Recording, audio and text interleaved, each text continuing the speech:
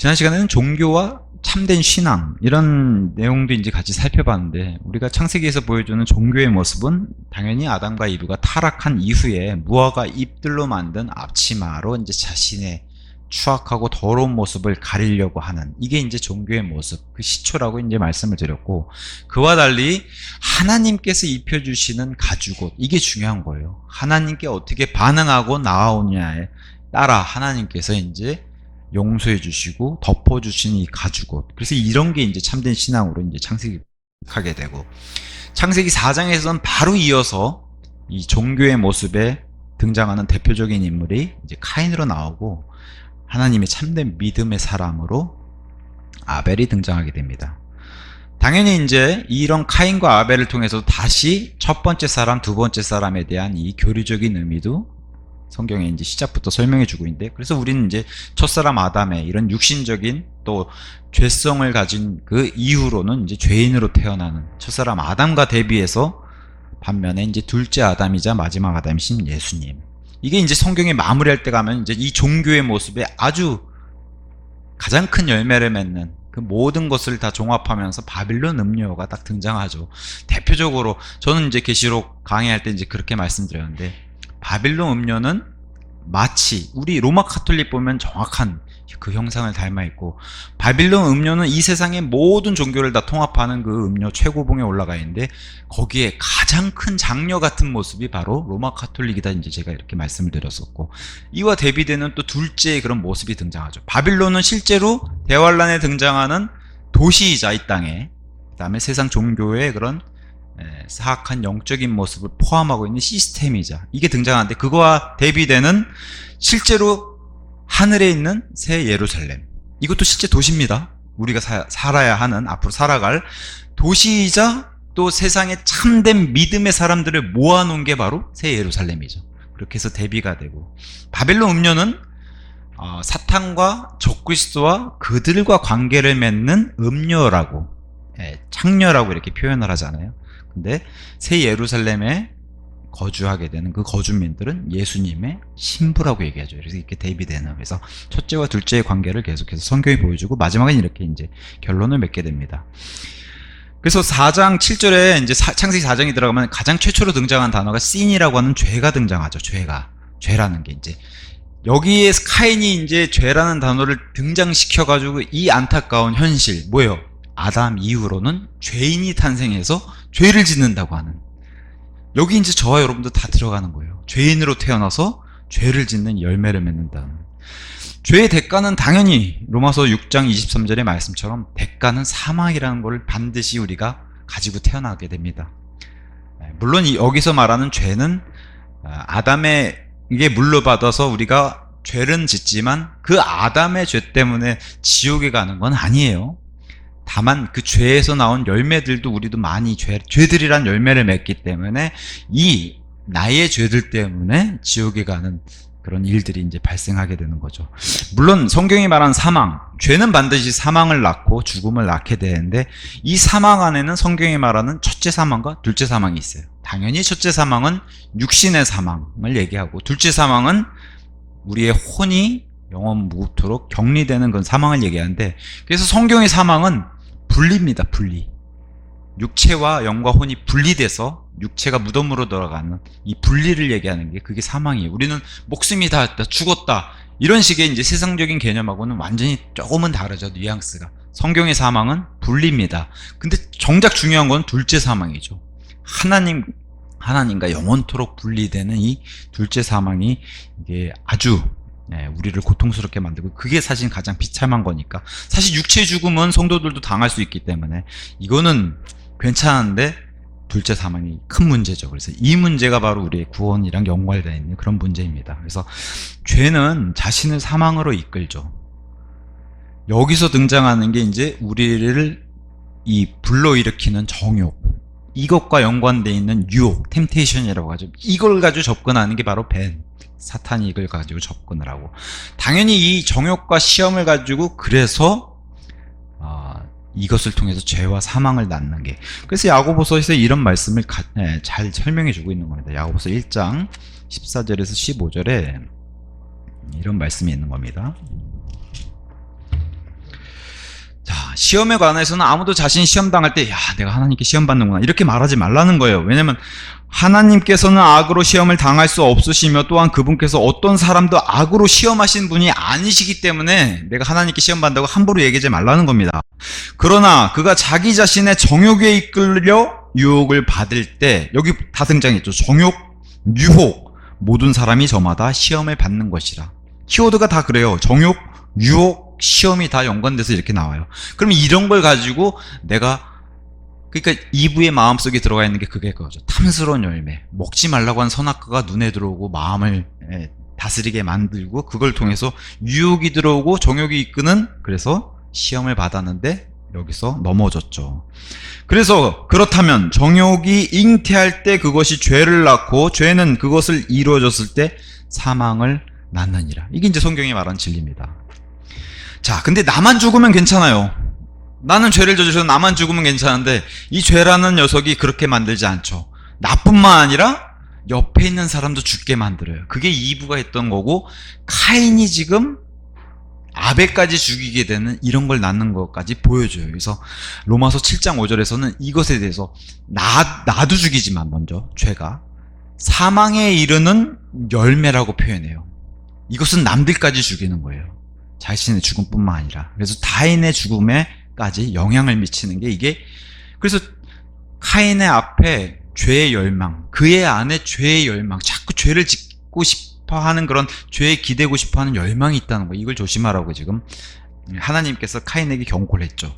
근데 그것이 카인을 덮쳤고 그게 권능을 이뤄서 아벨을 대적해서 살해하게 되는 이런 일이 벌어졌다라고 얘기하는 겁니다. 이게 지난 시간에 살펴본 겁니다. 그래서 아담과 이브와 카인의 죄는 비슷하면서도 다른 게 있어요. 일단 죄는 자신들의 의지로 지었다는 거. 내가 죄를 짓고 싶어서 죄를 지었다는 거. 이건 아담, 이브, 카인이 동일해요. 공통이에요. 근데 차이가 있죠.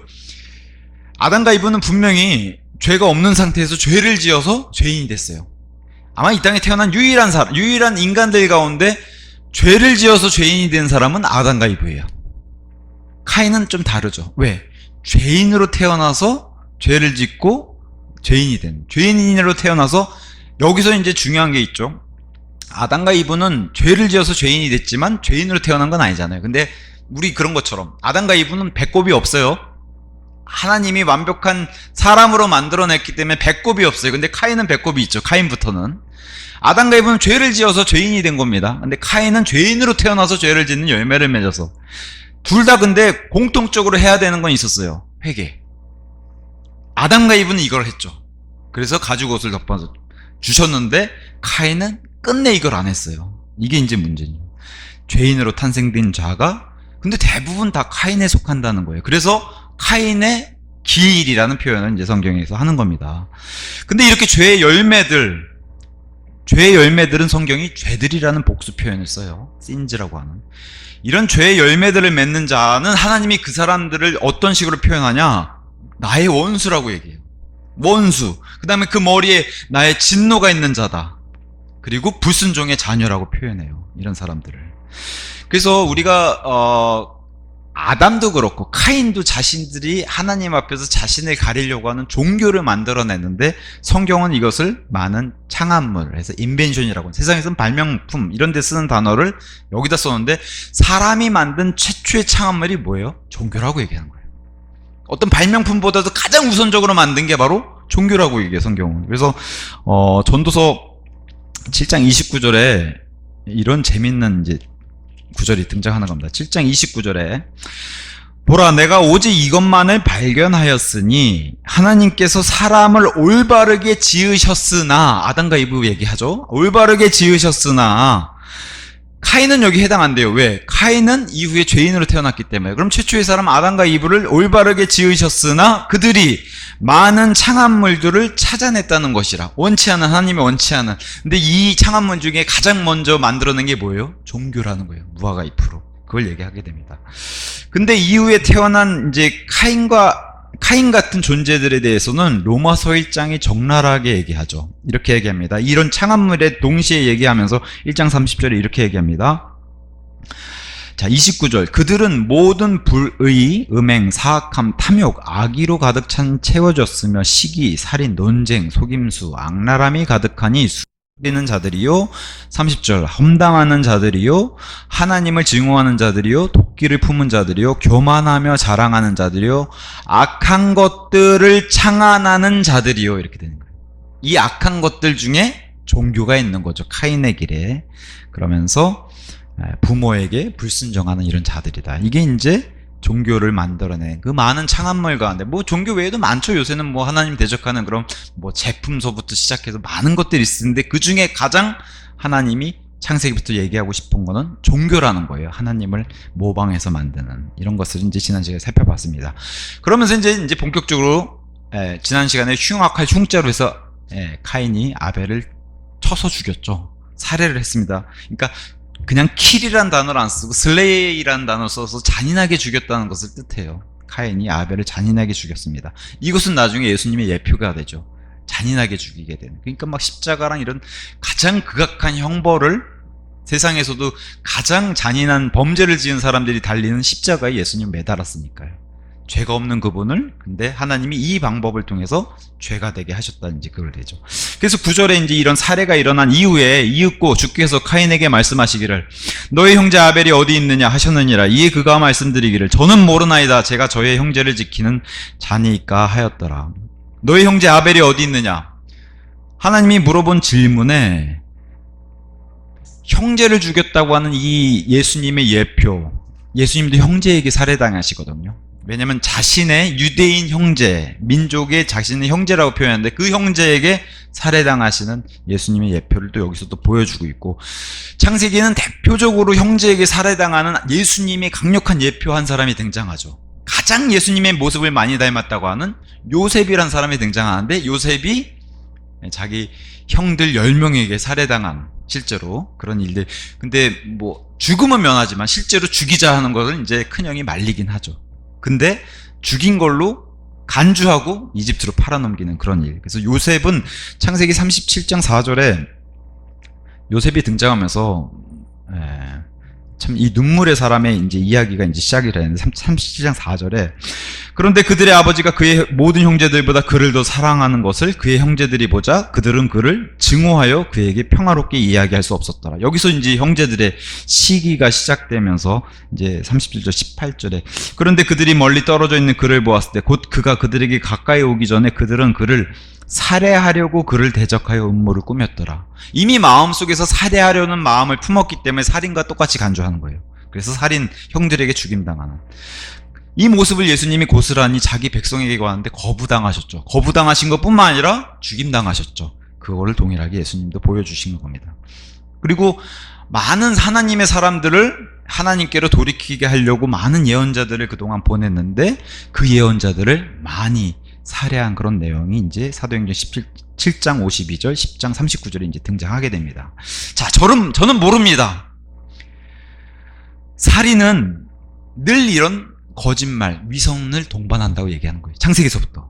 살인은 이런 거짓말, 위선이 함께 가고 있다. 제가 어릴 때, 엄마 지갑에 이제 손을 대기 시작해요.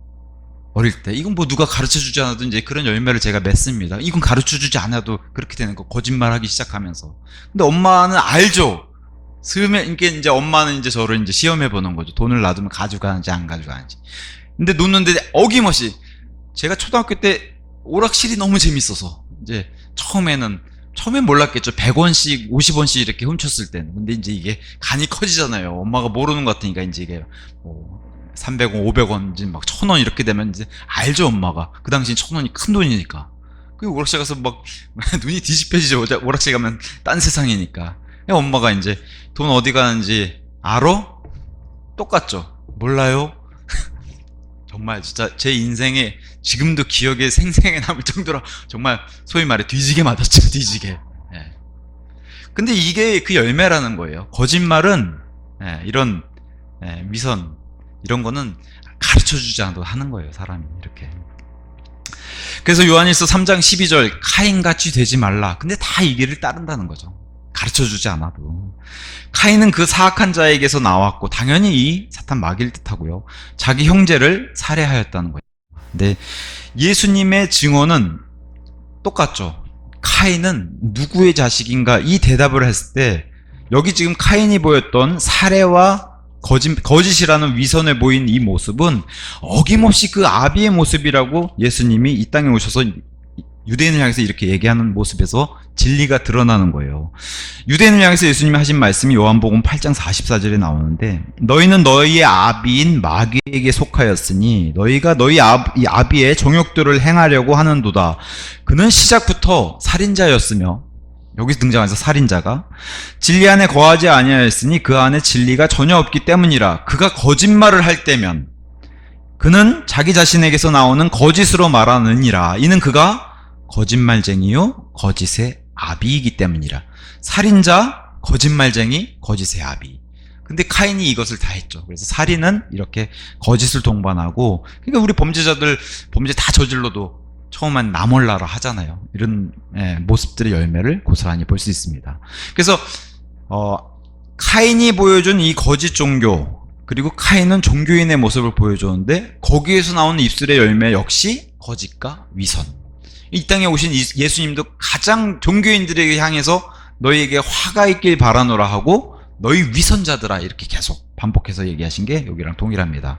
당연히 이 거짓과 위선의 출발 자체가 누구에서 시작했어요? 루시퍼라는 존재, 사탄 마귀. 그래서 루시퍼는 겉으로 드러나지 않았는데 하나님께서는 그 속을 다 들여다보실 수 있기 때문에 에스겔서 28장에도 너의 마음속에서 죄악이 발견됐고 너의 마음속에서 밖으로 말도 표출도 안 했어요. 루시퍼는 마음속에서 내가 하나님처럼 돼야지, 저 위로 올라가야지, 이 마음속에서 한 말을 하나님이 아시고 거기서 죄가 출발했다는 걸 성경에 기록해 준 겁니다. 이게 이제 위선이죠. 겉으로는 안 하는 척 다 했는데 근데 하나님은 다 아신다는 거죠. 그래서 다만 아담과 이브는 어떻게 해서 가죽 옷들을 입었냐, 하나님께서 아담아 너가 어딨냐 하고 너가 왜 먹었느냐라고 하나님이 질문을 던졌을 때 아담은 사실대로 답을 했어요. 숨기지 않고 거짓말은 안 했어요. 제가 벌거벗은 까닭에 무서워서 숨었습니다라고 고했어요. 사실대로. 그리고 이브에게도 너가 행한 이 일이 무엇이냐 질문을 던졌을 때 변명은 할지언정 그래도 거짓말을 하진 않았다는 거죠.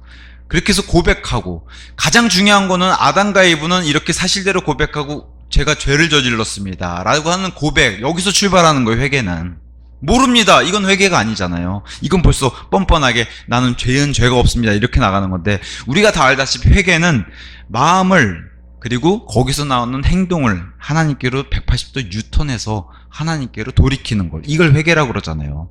그래서 최초의 회개는 죽음에 이르렀던, 죽음 상태에 있는 사람들을 다 생명으로 이끌게 하는, 생명에 이르는 회개라고 표현해요. 이걸 우리는 흔히 구원이라고 얘기하죠. 이 땅에서 받는 구원. 그래서 참된 이 회개, 그래서 회개를 참되게 하면 당연히 구원도 오게 마련이죠. 그래서 참된 회개는 행위가 없어도 하나님께서 그 중심들을 아시기 때문에 중심들과 마음들을 살피시는 분께서 인정해 주시는 거예요. 너 참된 회개를 했구나. 행위가 없는 거예요. 근데 강도는 행위가 없어요. 십자가에 박혀 있기 때문에 손짓 발짓도 못 하잖아요. 근데 그 마음이 참된 회개를 하면 하나님이 그 마음을 보시고 인정. 근데 이 참된 회개에 대한 예를 제가 들어볼게요. 행위의 반복이 되는 게, 되풀이되면 안 되는 게 참된 회개예요. 예를 들면 제가 오늘 도둑질을 했어요. 가서 고백을 해요. 제가 도둑질을 했고 다시는 안 하겠습니다. 회개를 했죠. 근데 내일 또 도둑질을 해요. 그러면 어제 한 회개가 회개일까요? 아닐까요? 아닌 거죠. 이건 참된 회개가 아니죠. 반복되잖아요. 근데 제가 고백을 하든 안 하든 간에 만약에 마음속에서 참된 회개를 했어요. 다시는 안 하겠습니다. 하나님, 다시는 이렇게 살고 싶지 않습니다. 저를 불쌍히 여겨주시고 구원해 주세요. 진짜 참된 회개라면 누가 알아주신다는 거예요? 하나님이 알아주신다는 거예요. 그 행위를 하지 않아도. 그죠? 이게 최초의 회개와 생명에 이르는 회개, 구원. 얼마나 좋아요. 아무것도 안 해도 행위로 살 수 없는 거라고 하나님 못을 박으셨기 때문에. 단 구원받은 이후에는 이 행위의 열매들이 나와야 된다고 이렇게 얘기하는 거예요. 도둑질 안 하겠습니다 하면 안 해야 돼. 그래야지 그 참된 회개가 효력을 발생하는 거고, 또 거짓말 안 하겠습니다. 안 해야죠. 거짓말 계속하고. 그래서 세상 사람들이 조롱하는 게 그거잖아요. 맨날 6일 동안 죄 지우고 맨날 예배 갔다가 오면 다 회개돼 용서받았다 그러고 와서 또 죄 저지르고. 그러니까 기독교가 지금 힘을 발휘 못하잖아요. 우리 열매들이 그런 안 좋은 열매들을 맺으니까. 그러니까 반복되는 것은 회개가 아닌 거예요. 회개가 안 된 거예요. 예. 자, 그 다음에 이제 숨김없이 회개를 드렸다고 하는 그 증거를 가죽옷으로 보여주셨는데 카인은 이걸 못했어요. 그래서 죄들을 내려놓고 자백해야 되는 게 이게 회개잖아요. 내가 하나님 앞에서 숨길 수 없는 게 회개인데, 그러니까 솔직하게 제가 이런 죄를 저질렀습니다. 저는 진짜 지옥에 가야 할 마땅한 놈입니다. 그런데도 불쌍히 여겨주세요. 아니면 솔직하게 저는 그렇게 얘기해요. 저 지옥 가기 싫어요. 제 기도가 그래서 너무 가기 싫어요. 너무 무섭습니다. 막 벌벌 떨고 눈물 흘리면서 정말 가기 싫어요. 저 좀 구해주세요. 뭐 더 할 필요가 뭐가 있겠어. 제 솔직하게 저의 마음 있는 걸 고백드리면, 또 이게 제가 잘못 표현한 것일 수 있어도 성령 하나님께서 다 통역해 주시잖아요. 그죠? 네. 그래서 이런 자백, 이런 회개에 대해서 성경이 기록해 주고 있는 거고, 근데 카인은 회개가 아니라 거짓말, 위선으로 하나님께 나왔어요. 자기 것을 감추고 없는 걸로. 그래서 제가 저의 형제를 지키는 자입니까? 이건 대드는 거잖아요. 근데 뭐 지금은 이런 표현은 안 쓰지만, 이런 성경에 미국의 이제 초창기 때 이럴 때는 이 문구 자체가 부모님을 대적하는 그런 유행어 같은 문구였다고 그렇게 얘기를 하더라고요. 부모에 대드는 그런 문구. 자, 위선에 대해서는 하나님이 매우 싫어하는 그런 죄예요. 위선 자체가. 이게 누구부터 시작했기 때문에, 루시퍼부터 시작했잖아요. 카인도 그런 모습을 보였고, 이 땅에 있는 모든 카인의 길을 가는 사람은 다 이런 모습을 보이기 때문에, 심지어는 이 위선으로 거짓말하고 자신의 양심을 뜨거운 인두를 지지는 자는 하나님이 미워하시는 거예요. 근데 여기에 성도들도 들어갈 수 있기 때문에 조심해야 된다는 거죠. 대환란에 심판받는 사람들, 가장 큰 이 위선자들이라고 하나님은 얘기하세요. 왜? 4번이나 강조해서 반복해서 이들이 회개하지 아니하였더라. 이걸 반복해서 얘기하세요. 그렇게 회개하라고 심지어는 이렇게 막 쏟아붓는데도 우리가 생각했을 땐, 야, 이 정도면 회개해야 되지 않나? 라고 얘기를 해도 그들이 회개하지 아니하였더라. 이것도 대단한 고집이죠. 네, 이렇게 작정을 한 사람들이 이제 이렇게 많다고 성경이 얘기하는 겁니다. 10절에 이브에게도 동일한 질문을 던지셨어요. 너가 무엇을 행하였느냐? 하나님은 항상 우리의 행위가 없어도 구원받는 데 있어서는 그 회개와 믿음을 통해서 구원시켜 주시는데, 악한 사람을 심판할 때, 근데 구원받은 사람도 이후에 선한 행위들로 인해서 하나님이 보상해 주시는데, 악한 사람들도 심판을 할 때 동일하다는 거야. 악한 행위들에 따라서. 그래서 백보자 심판석에 가면 계속 그 얘기가 나오는 거야. 생명책과 다른 책들이 펴져 있는데 그 사람의 악한 행위들의 일들에 따라서 다 심판하신다고 그 책들에 낱낱이 기록되어 있다고 얘기해요. 여기 동일하게 지금 이브에게도 똑같은 심판의 질문을 던지신 거예요. 너가 행한 이 일이 무엇이냐? 백보자 심판, 그 심판석에도 다를까요? 똑같은 거예요. 너가 행한 일이 무엇이냐? 무엇을 행하였느냐고 책들을 펼쳐놓으면서 심판을 하시는 거예요. 그러면서 하나님이 너의 형제의 피의 음성이 지면에서부터 나에게 부르짖느니라. 이건 숨겨도 숨길 수 없죠. 요새 뭐 과학수사라고 해서 요새도 뭐 첨단 과학수사해서 다 잡아내는데 그래도 못 잡아내는 그런 미스테리한 사건들이 있죠. 근데 하나님 앞에서는 없다는 거예요. 하나님 앞에서는. 심지어 하나님은 비전을 통해서, 현실을 통해서 보여줄 수 있잖아요. 너가 자꾸 거부하는데 내가 완벽한 증거를 보여줄게 하고, 나의 CCTV야. 너가 여기서 숨을 수 있나 봐. 그러니까 아무도 하나님 앞에서는 변명을 못한다는 거죠. 히브리서 11장 4절에서는 뭐라고 얘기하냐면, 이것은 아벨의 의로운 피의 증언이라고 얘기해요. 피가 이렇게 부르짖는다는. 히브리서 12장 24절에 가서 보면은 이 아벨의 피보다 예수님은 훨씬 더 좋은 피의 예표, 그게 바로 아벨이라고 얘기해요. 아벨은 근데 예수님이 가져오신 피는 훨씬 더 좋다. 마태복음 23장 35절에 피가 이렇게 부르짖는 거에 대해서 피의 복수는 하나님이 하신다고 얘기를 이렇게 합니다. 23장 35절에 이는 의로운 아벨의 피로부터, 그죠? 아벨부터 인정해 주시고, 너희가 성전과 제단 사이에 있는 사레한 바라키아스의 아들 사카랴, 이건 이제 마지막 제사장 이름을 하면서 피까지 땅 위에서 흘려진 의로운 피 모두가 너희 위에 임하게 하려 함이라. 이 피를 특별히 살인에 대한 피를 흘린 사람들의 이 보복은 반드시 하시겠다고 이제 하나님이 말씀해 주세요. 이렇게 이제 피의 보복. 그리고 11절에 그런즉 이제 너는 땅으로부터 저주를 받나니 너의 손에서 너의 형제의 피를 받으려고 그 땅이 그녀의 입을 벌렸느니라. 그 땅이 그녀의 입을 벌렸느니라. 이 땅은 우리가 다 알다시피 교리적으로는 일단 무덤이 있고요. 무덤 안에 음부가 있고 그 모든 것을 포함하는 헬이라고는 지옥이 있는 겁니다. 단순히 그냥 땅이 입을 벌려서 덮는 게 아니라 여긴 사망과 함께 누구가 삼켜요? 음부와 지옥이 삼키는 겁니다. 그래서 이 모든 복수는 결과적으로, 그래서 어떤 분은 그렇게 얘기해요. 이 땅에서 살인을 한 사람은, 어떤 사람이 복음을 전했는데 살인을 해서 20년을 감옥에 있다가 나온 사람은 복음을 전했더니 막 벌벌 떤다는 거예요. 예를 들면 당신이 이 땅에서 살해를 저질러가지고 이 땅에서 20년을 살고 나온 벌은 이 땅의 세상 사람들 앞에서는 감면받았을지 몰라도 하나님 편에서는 다시 심판을 받아야 됩니다. 했더니 이분이 막, 그럼 제가 어떻게 해야 됩니까? 벌벌 다시 막 긴장을 하고 막 벌벌 떠라는 거예요. 회개하시고 예수님을 믿으셔야 됩니다. 믿겠습니다. 이런 역사가 일어나는 거예요. 누가, 자신은 가장 잘 알죠. 본인이 가장 극악한 죄를 짓고 한 사람이니까. 실제로 이런 일들이 이제 일어났다고 이제 제가 간증을 들었습니다.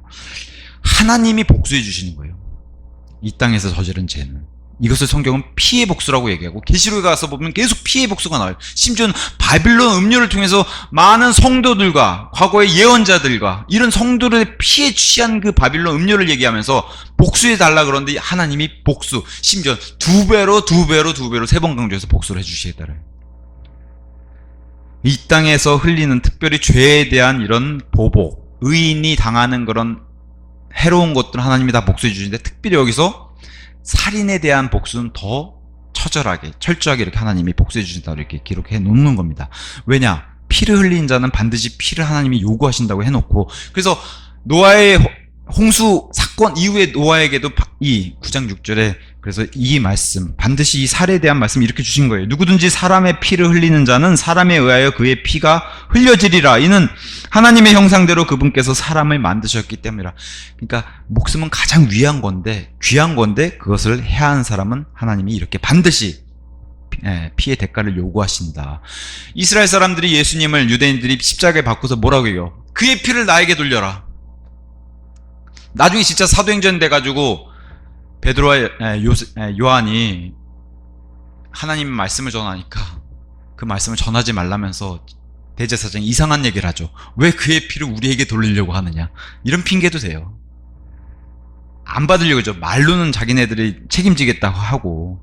자, 근데 이런 피를 요구하시는데 설사 살해를 한 그런 극악한 흉악범이라 하더라도 용서받을 수 있어요, 없어요?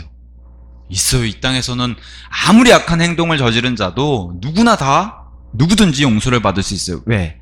어떤 방법으로? 이 모든 걸 면할 수 있는 방법은 피는 피로 덮어야 되는데, 내가 죽여서 내 피로 저 피를 갚는 이런 방법이 아니라 누구 피로 덮을 수밖에 없어요? 예수님의 피로, 그 유일한 거룩한 피로 덮으면 되는 거예요. 그거를 내가 예수님의 피로 덮는 방법밖에 없다. 이걸로 용서를 받는 거죠. 예수님의 피로. 그래서 이것에 대해서 사도 바울은 사도행전 20장에 이렇게 증언했습니다. 하나님의 피에 대해서 이 방법밖에 없다라고 이제 사도 바울이 증언했어요. 26절, 이러한 이유로 이날 내가 너희를 데려다 확증하게 하노니 내가 모든 사람들의 피로부터 결백하도다.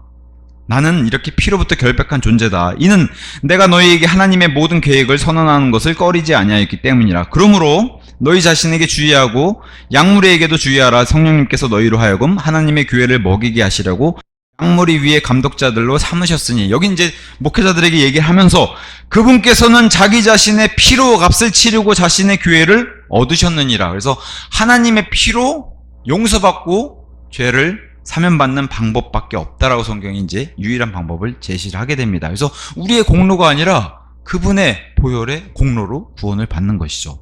자, 그러면서 카인에게는 경고를 줍니다. 이런 극악한 죄를 저질렀을 때는 반드시 저주를 받는데 아담에게는 땅이 저주받았는데 여기선 땅의 저주가 사람에게까지 전가되는 그런 얘기가 바로 하나님이 얘기해 주신 거예요. 너는 땅으로부터 저주를 받나니. 그래서 저주가 땅에 임한 저주가 이제는 사람에게까지 오는 그 컬스라고 하는 단어를 여기서 썼어요. 그래서 땅으로부터 저주받은 최초의 사람을 구체적으로 진술한 그게 카인이라고 얘기를 합니다. 그래서 이 컬스라고 하는 저주란 단어가 마지막 이 구약 성경을 마무리하는 말라기 마지막 장 맨 마지막 구절의 마지막 단어가 컬스예요. 물론 우리 말로는 번역할 때 뭐뭐 해서 저주, 마침표 이렇게 할 수 없잖아요. 한글로는.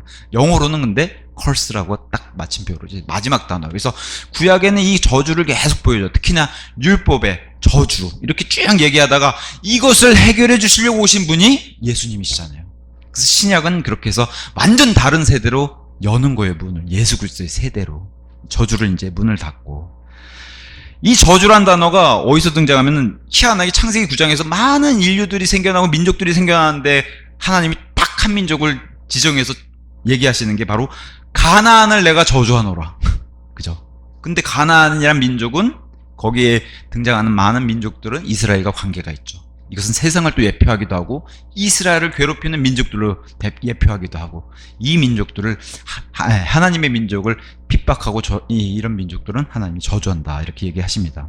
그래서 이 저주를 없애러 오시는 분 저주가 아주 저주에서부터 저주까지 저주만 있는 장소가 어디라고 얘기해요? 성경은 거기가 지옥이라고 얘기해요. 마귀와 그의 천사들을 위해서 준비된 장소 거기를 저주의 장소라고 얘기해요. 근데 이것을 대신 담당하신 분이 계시죠. 우리는 원래 다 이 저주의 장소로 들어가기로 돼 있어요. 아니 우리가 발벗고 여기로 들어가고 있었어요.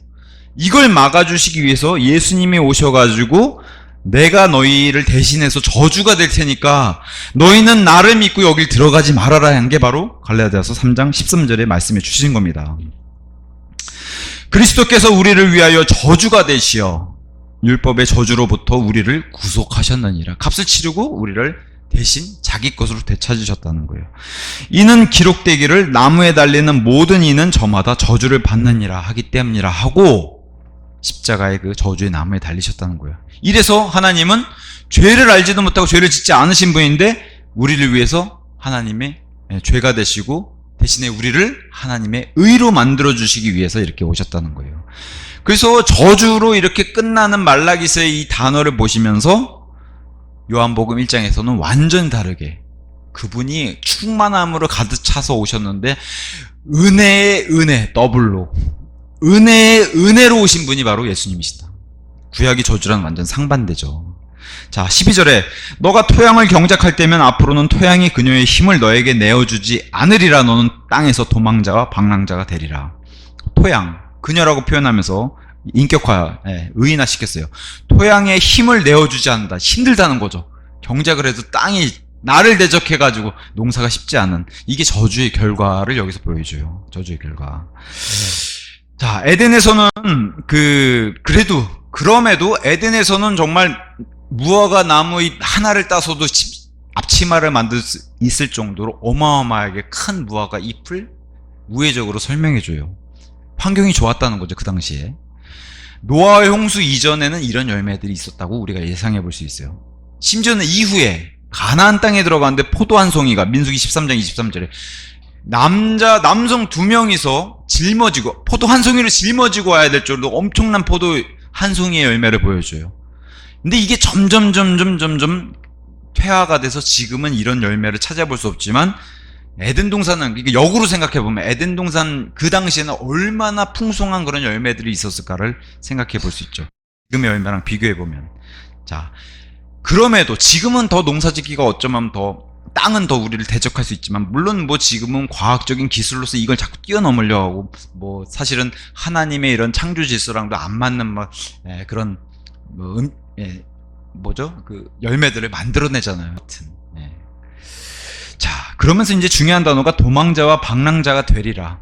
아예 이렇게 예언을 하셨고 저주를 이렇게 예언을 하셨는데 이것은 이제 빛으로부터 진리로부터 도망하는 목적지가 없는 방랑자 이렇게 이제 표현하게 되는데 참 뭐랄까요 안타깝죠. 모든 죄인들의 모습은 다 이거라는 거예요. 숨을 수 있다라고 생각하고 계속해서 쫓겨가야 되는 말 그대로 우리가 뭐 어떤 범죄를 저지른 사람이 계속해서 이사를 다니고 밤에 도망 다니고 왜 그런 모습 뭐 영화나 이런 뉴스에서도 많이 보잖아요. 야반도주하고 모든 우리 인생에서 죄인들의 모습이 이런 모습이라는 거예요. 비참하죠. 늘 잠자리가 불편하고 늘 불안하고 도망가야 되고 숨을 수 있다고 생각하고 이게 종교인의 마음이랑 동일하잖아요.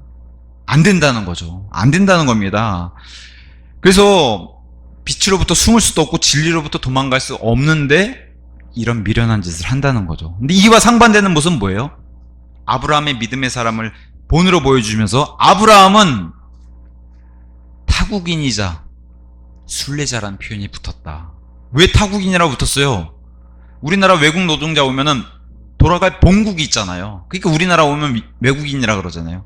우리가 이 땅에서 그러한 존재가 됐다는 거예요. 원래 저 하늘 거기가 원래 정상적인 우리가 출발했던 장소이니까 거기가 우리의 본국이 되기 때문에 이 땅이 타국이 돼버린 거죠. 그래서 저와 여러분은 대한민국 사람이자 또 다른 국적인 천국 시민이라는 거죠. 근데 중요한 건 천국 시민 쪽이 훨씬 더 중요하다는 거예요.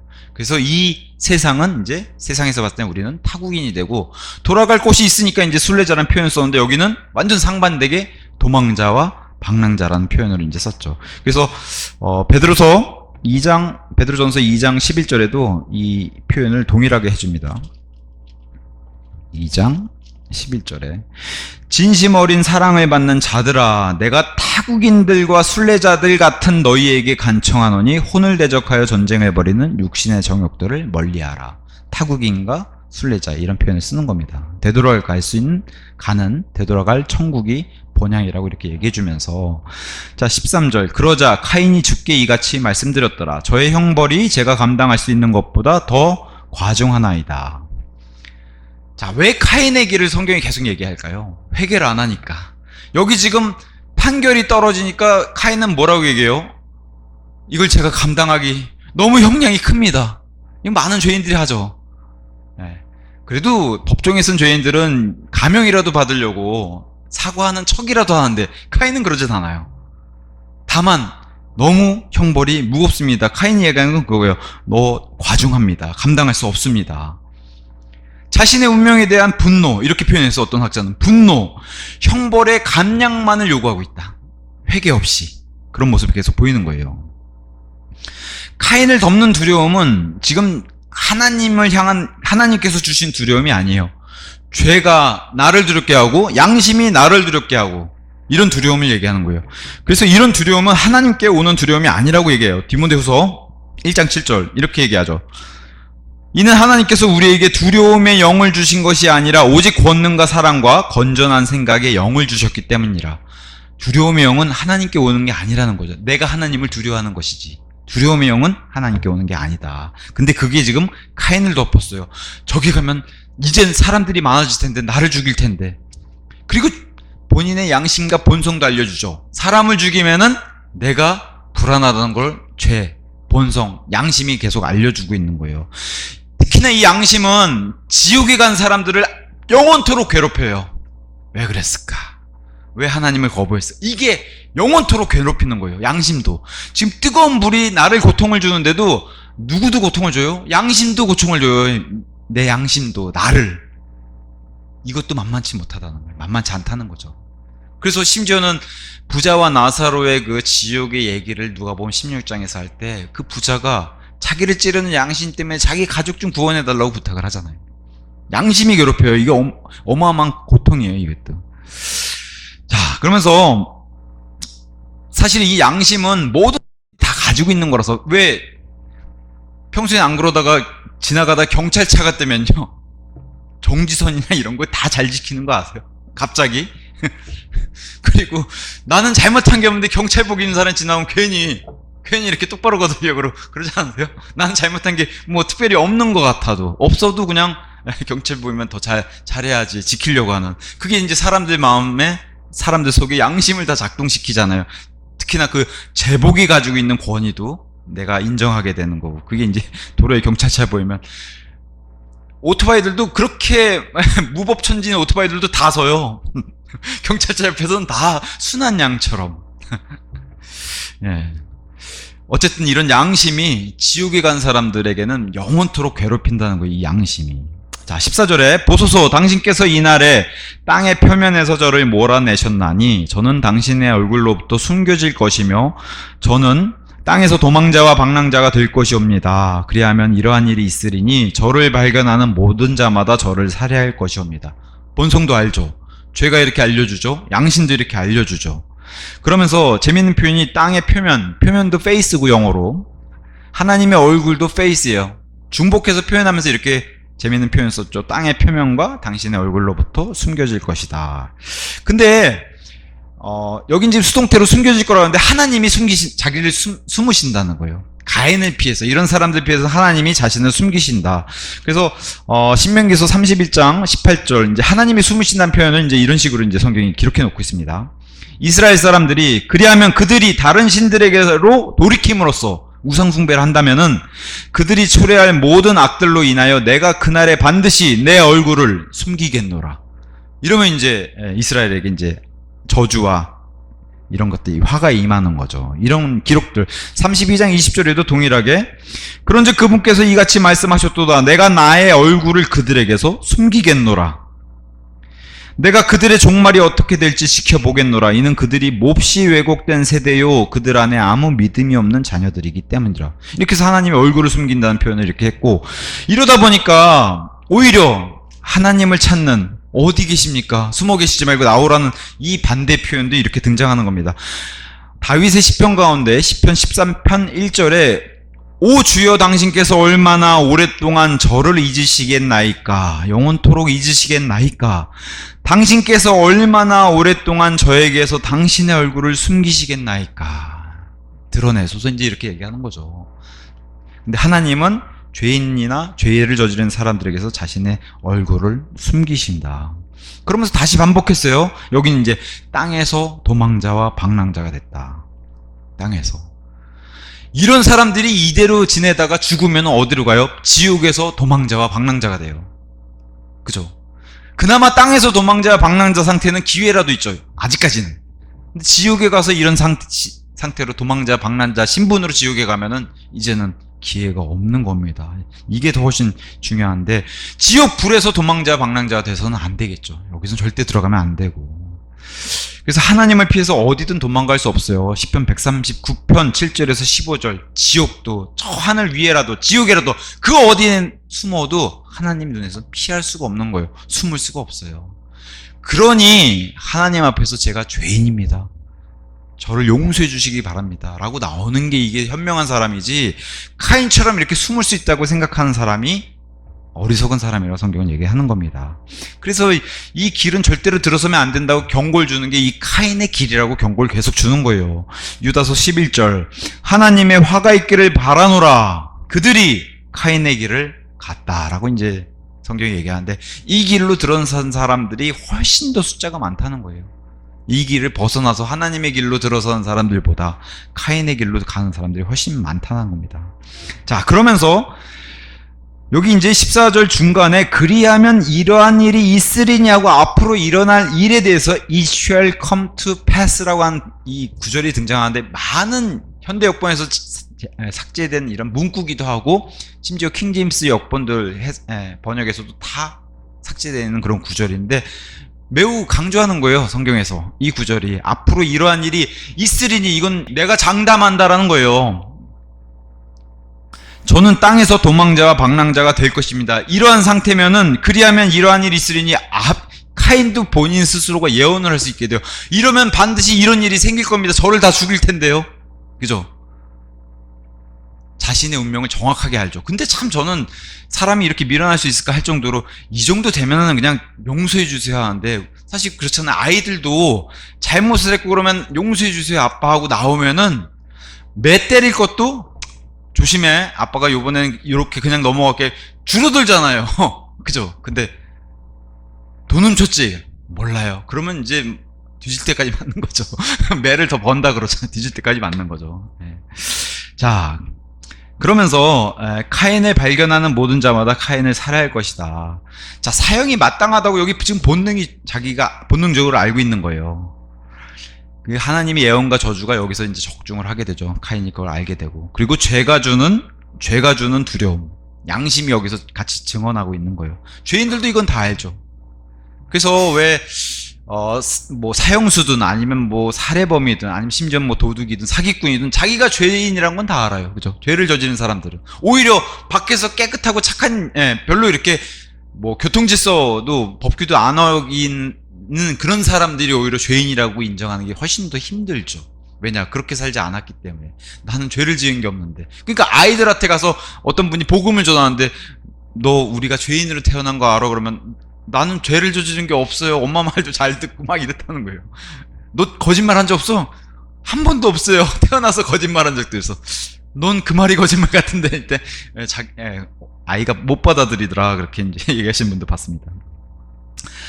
자, 여기서 이제 많은 사람들이, 그러면 이제 성경에서, 아니 도대체 이 카인이 만난 이 많은 사람들은 어디서 갑자기 이따가 튀어나온 사람들이니까, 뭐 어떤 학자는 뭐, 카인과 아벨 이전에 이미 뭐 아담이 낳은 자식들이다, 뭐 이렇게 얘기하는 학자들도 있고, 아니면 뭐, 근데 이제 이것은 별로 타당하지 못하죠.